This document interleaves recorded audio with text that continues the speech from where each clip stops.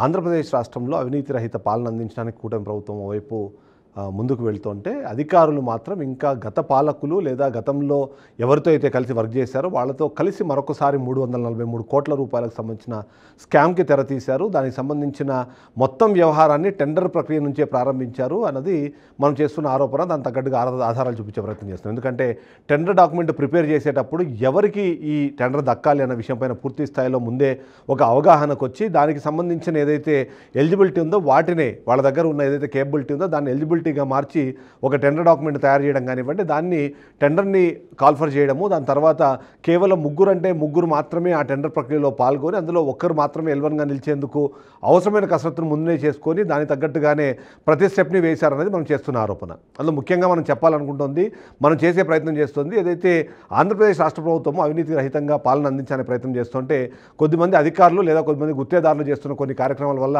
ప్రభుత్వానికి చెడ్డ పేరు వస్తుంది. దానికి సంబంధించి అది చంద్రబాబు నాయుడు దృష్టికి వెళ్ళాలి.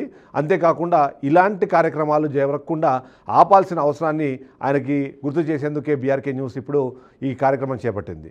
ఆ సారు టెండర్ వేశారు. ఆ సారు టెండర్ ద్వారా 343 కోట్ల రూపాయలను నొక్కేసేందుకు ప్లాన్ చేశారు. దానికోసం ఆల్రెడీ ఒక టీమును తయారు చేశారు.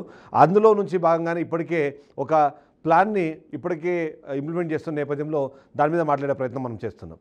ఇప్పుడు మనం ఒక కొత్త విషయం గురించి మాట్లాడదాము. ఇది చాలా క్లియర్గా అర్థమవుతోంది. ఒకటి, అవసరం లేకున్నా సరే ఎలా చేశారు, అవసరం లేకున్నా వాటిని ఎలా తీసుకెళ్తున్నారు, అలా తీసుకెళ్లే క్రమంలో ఎందుకు ఇది మొత్తం జరుగుతోంది అని.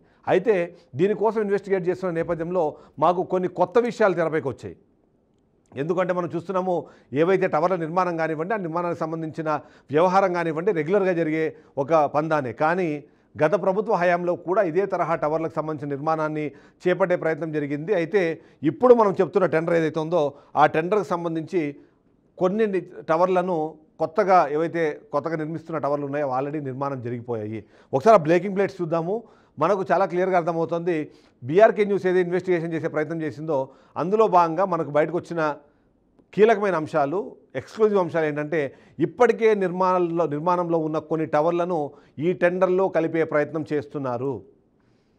అంటే ఆల్రెడీ టెండర్లు అవి నిర్మాణం జరిగిపోయింది లేదా నిర్మాణ దానిలో ఆల్మోస్ట్ క్లోజింగ్ స్టేజ్లో ఉన్న నేపథ్యంలో అలాంటి టెండర్లను ఇవాళ ఈ టెండర్లో కలిపి వాటిని తీసుకొచ్చే ప్రయత్నం చేస్తున్నారు. వాటికి సంబంధించిన పేమెంట్లు చేసేందుకు అవసరమైన చర్యలు చేపడుతున్న నేపథ్యం మనకు కనిపిస్తుంది. అంటే ఇప్పటికే నిర్మాణంలో ఉన్నవి మనం చూస్తున్నాము. ఇవి ఎక్కడెక్కడ ఉన్నాయంటే కడప, అన్నమయ్య, చిత్తూరు జిల్లాల్లో కొన్ని టవర్లు నిర్మాణంలో ఉన్నాయి. గత ప్రభుత్వ హయాంలోనే ఎలాగూ మాకే వచ్చే టెండర్ కాబట్టి, ఎలాగో మేము చేసే పనులే కాబట్టి ముందుగానే చేద్దాము అని చెప్పి కోయిల ముందే కూసినట్టు ఈ కాంట్రాక్టర్లు ముందుగానే దీనికి సంబంధించిన టవర్ల నిర్మాణాన్ని మొదలుపెట్టారు.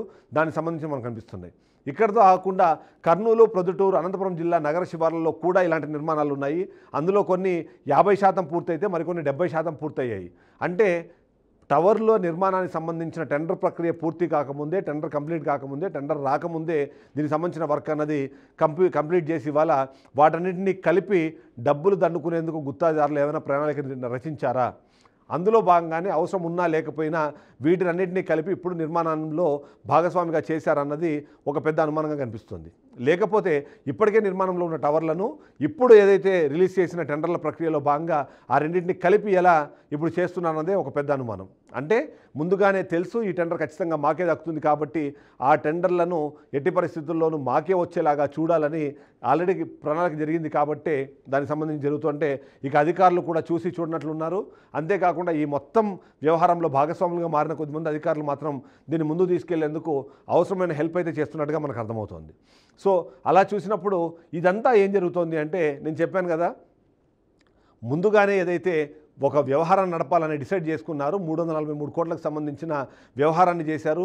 ఆ వ్యవహారం చేసిన తర్వాత ఎలా దాన్ని ముందుకు తీసుకెళ్లాలనే దాని మీద ఒక ప్రణాళిక రచించారు. ప్రణాళికలో భాగంగా 3 వ్యక్తులు, వాళ్ళ వెనకాల ఉన్న 3 శక్తులు, అందులో కొద్దిమంది ఏదైతే లాబీయిస్టులు అయితే మరి కొద్దిమంది విద్యుత్ శాఖలో పనిచేసే అధికారులు. అందులో ముఖ్యంగా చూస్తే మాత్రము ఎవరైతే సీఎండీ ఉన్నారో సీఎండీ దీనికి సంతోషరావు దీనికి పూర్తిగా బాధ్యత వహించాల్సిన అవసరం అయితే కనిపిస్తుంది. ఎందుకంటే ఈ మొత్తం జరుగుతోంది అంటే గతంలో జరిగిన టవర్ల నిర్మాణం కానివ్వండి, ఇప్పుడు జరుగుతున్న టవర్ల నిర్మాణం కూడా రెండు ఒకే సీఎండీ ఆధ్వర్యంలో జరుగుతున్నాయి. అంతేకాకుండా గతంలో ఎలా అయితే దాన్ని అవినీతికి అవకతవకలకు అవకాశం ఉండేలాగా ఎలా అయితే టెండర్ ప్రక్రియ జరిగిందో అంతకన్నా ఒక స్టెప్ ముందుకు వెళ్ళి ఇప్పుడు టెండర్ ప్రక్రియ జరుగుతున్న నేపథ్యం చూస్తుంటే మాత్రం ఖచ్చితంగా ఇది చాలా ప్లాన్డ్గా జరుగుతుందని మనకు అర్థమవుతుంది. అసలు ఇది స్కామ్ అని చెప్పడానికి మేము గతంలోనే చెప్పాము. ఎందుకు ఇప్పుడు ఓవైపు పట్టణాల్లోనూ నగరాల్లోనూ ఇంకా విద్యుత్ పంపిణీ వ్యవస్థ అస్తవ్యస్తంగా ఉంది. పూర్తి స్థాయిలో టవర్లు చాలా చోట్ల లేవు. ఆ టవర్లు ఉన్నా సరే వాటికి సంబంధించిన కేబుల్స్ సరిగ్గా లేవని ఒకవైపు డిస్కస్ చేస్తుంటే ఇక్కడ మాత్రం ఒక్క టవర్ కూడా నిర్మించడానికి కానివ్వండి, ఈ టవర్లను అస్తవ్యస్త ఏదైతుందో ఆ విద్యుత్ పంపిణీ వ్యవస్థని స్ట్రీమ్లైన్ చేయడానికి ముందుకు రాని సదరన్ పవర్ డిస్ట్రిబ్యూషన్ కంపెనీ కొత్త టవర్ల నిర్మాణానికి మాత్రం ముందుకు వెళ్తుంది. అంతేకాకుండా ఇక్కడ ఓవైపు అర్బన్ ఏరియాస్లో ఇన్ని ప్రాబ్లమ్స్ ఉంటే కూడా వాటిని పట్టించుకోకుండా కేవలం గ్రామీణ ప్రాంతాల్లో అవసరం ఉన్నా లేకుండా టవర్ల నిర్మాణానికి చర్యలు తీసుకోవడంతో పాటు ఇప్పటికే చాలా వరకు పూర్తయిన టవర్ల నిర్మాణంలో పూర్తయిన వాటిని కూడా తీసుకొచ్చి ఇందులో కలిపి ఇప్పుడు కంప్లీట్ చేసే ప్రయత్నం చేస్తున్నారు. నిజంగా చెప్పాలంటే ఇప్పుడు ఏదైతే 343 కోట్ల రూపాయలు మనం ఒకవేళ రౌండ్ ఫిగర్గా అనుకొని 350 కోట్ల రూపాయలు ఖర్చు పెట్టి వీళ్ళు మాట్లాడుతున్నట్టుగా ఏదైతే లో వోల్టేజ్ని అరికట్టడానికి తీసుకున్న చర్యల్లో భాగంగా ఒకవేళ ఈ ఇన్ఫర్మేషన్గా ఈ మొత్తం ఈ టెండర్ ప్రక్రియ కానివ్వండి, లేకపోతే ఈ చర్యలు కానీ ఒకవేళ తీసుకున్నారు అని మనం భావిస్తే అందులో 350 కోట్ల రూపాయలతో దాదాపుగా 175 సబ్స్టేషన్లు కట్టే అవకాశం ఉంటుంది. ఒక్కో సబ్స్టేషన్ దాదాపుగా 2 కోట్ల రూపాయలు ఖర్చు అవుతుంది. కాబట్టి అలాంటిది అనుకున్నప్పుడు సబ్స్టేషన్లను దాదాపుగా 175 సబ్స్టేషన్లు కట్టే అవకాశం ఉంటుంది. ఒకవేళ ఇండోర్ సబ్స్టేషన్లతో దీన్ని తీసుకోవాలనుకున్నా సరే దాదాపుగా 100 ఇండోర్ సబ్స్టేషన్లు కట్టే అవకాశం కూడా ఉంటుంది. ఈ విధంగా అది ఒకవేళ 100 ఇండోర్ సబ్స్టేషన్లు కట్టినా సరే ఇప్పుడు ఏదైతే ప్రణాళికలో భాగంగా 343 కోట్లు మనం మాట్లాడుకుంటున్నామో అంతకన్నా తక్కువ ఖర్చు అయ్యి ఉంటుంది. అంటే ఏదైతే లో వోల్టేజ్కి సంబంధించి చెక్ పెట్టేందుకు ప్లానింగు లేకపోతే దీనికి సంబంధించిన చర్యల్లో భాగంగానే ఏదైతే ప్రభుత్వం ఇప్పుడు చెప్పే ప్రయత్నం చేస్తుందో అది సబ్స్టేషన్ల ద్వారా మరింత ఈజీగా అరికట్టే అవకాశం ఉంటుంది. కానీ అటువైపు ఆలోచించకుండా అవసరం ఉన్నా లేకున్నా కేవలం టవర్ల నిర్మాణానికి మాత్రమే మొగ్గు చూపుతాను. ఎందుకంటే టవర్ల నిర్మాణం చేపట్టినప్పుడు జరిగే అవకతవకలు కానివ్వండి, లేకపోతే తద్వారా వచ్చే అవినీతి సొమ్ము కానివ్వండి ఎక్కువ శాతం ఉంటుంది. ఎందుకంటే మనం మొదటి నుంచి చెప్తున్నాము 343 కోట్ల రూపాయలు దీంట్లో ఖర్చు పెడితే దాదాపుగా 170 నుంచి 190 కోట్ల రూపాయలు దీంట్లో వెనక్కి తీసుకునే అవకాశం ఉంటుంది. దీని ద్వారా ఖచ్చితంగా ఈ గుత్తేదారులు కానివ్వండి, ఎవరైతే మనం మాట్లాడుతున్న అధికారులు కానివ్వండి వాళ్ళందరూ తీసుకునే అవకాశం ఉంటుంది. సో ఈ విధంగా పెద్ద స్థాయిలో ఒక స్కామ్ జరగాలి అన్నా లేకపోతే ఇలాంటి ఒక అవకతవక జరగాలి అన్నా సరే దానికి స్కోప్ క్రియేట్ చేసేది ఖచ్చితంగా ఇదే. టవర్ల నిర్మాణం చేపడితే ఇప్పటికి ఎందుకంటే దాదాపుగా 5,000 టవర్ల నిర్మాణానికి సంబంధించిన డిస్కషన్ జరుగుతుంటే మనకున్న సమాచారం ప్రకారం దాదాపుగా 500 నుంచి 700 టవర్ల నిర్మాణం ఆల్రెడీ పూర్తి అయిపోయింది. అంటే ఒకవేళ ఈచ్ టవర్కి 5 లక్షల చొప్పున ఒకవేళ మనం క్యాల్కులేషన్ చేసుకున్న దాదాపుగా ఇప్పటికే 25 కోట్లకు సంబంధించిన వర్క్ అయిపోయింది. సో ఆ 25 కోట్లకు సంబంధించిన డబ్బులు డైరెక్ట్గా ఈ గుత్తేదారుల అకౌంట్లో పడే అవకాశం ఉంది. ఎందుకంటే గతంలో చేసిన వర్క్ వాళ్ళదే, ఇప్పుడు చేసే వర్క్ కూడా వాళ్ళదే. అంటే ఆ విధంగా చూసినప్పుడు మేబీ పేర్లు చేంజ్ అవ్వచ్చు, టెండర్లు వేరే ఒకరికి రావచ్చు, కానీ ఫైనల్గా వర్క్ చేసేది మాత్రం గత ప్రభుత్వంలో ఎవరైతే ఇంపార్టెంట్ పీపుల్ ఉన్నారో వాళ్ళకి సంబంధించిన అనుచరులు, వాళ్ళకి సంబంధించిన అన్వయులు, అంతేకాకుండా వాళ్ళు చెప్పినట్టుగా వినే ఒక గుత్తేదారులు మాత్రమే దీన్ని మొత్తం మరోసారి దక్కించుకునే ప్రయత్నం చేస్తున్నారు.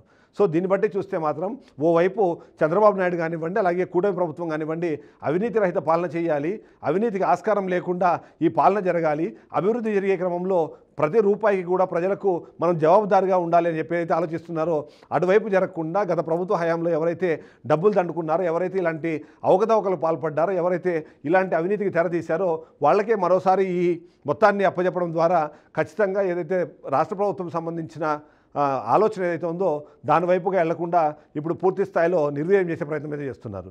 నేను ముందే చెప్పాను దీని వెనకాల ముగ్గురు శక్తులు ఉన్నారు, వాళ్ళపైన ఒక కింగ్ పిన్ ఉన్నారు అని. ఆ డీటెయిల్స్ కూడా నేను ఇస్తాను. ఎందుకంటే వీళ్ళే మొత్తం స్కామ్కి సంబంధించి మొదటి స్టెప్ నుంచి చివరి స్టెప్ దాకా ముందుగానే డిజైన్ చేశారు, ముందుగానే డిసైడ్ చేశారు. వాళ్ళు ఏదైతే చెప్పారో దాని ప్రకారం మాత్రమే ఇప్పుడు అధికారులు నడుచుకున్న పరిస్థితి ఉన్న నేపథ్యంలో ఏం జరుగుతుందన్నది ప్రతి ఒక్కరి మదిలోనూ ఉంది.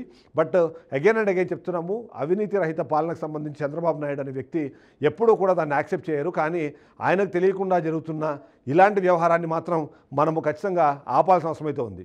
బీఆర్కే న్యూస్ ఆ శపథం తీసుకుంది. ఈ ఏదైతే మనం చెబుతున్న ఈ స్కామ్ ఉందో దీనికి సంబంధించి ఇప్పటివరకు మనం బయటపెడుతున్న ఆధారాలు ఏవైతే ఉన్నాయో వీటన్నిటి ప్రకారము ఈ టెండర్ అన్నది ముందుకు వెళ్ళడానికి అవకాశం లేదు, దాన్ని ఆపాల్సిందే. దానికి అది జరిగేంత వరకు కూడా బీఆర్కే న్యూస్ దీనిపైన పోరాటం చేస్తూనే ఉంటుంది. నేను చెప్తున్నాను నెక్స్ట్ బులెటిన్లో మళ్ళీ మనం కలుద్దాము. ఆ నెక్స్ట్ బులెటిన్లో ఆ మరో 2 వ్యక్తులు ఎవరు, ఆ శక్తులుగా మారిన ఆ 2 వ్యక్తులు ఎవరు, ఆ 2 వ్యక్తులకు సంబంధించిన వివరాలు కూడా నేను అందిస్తాను.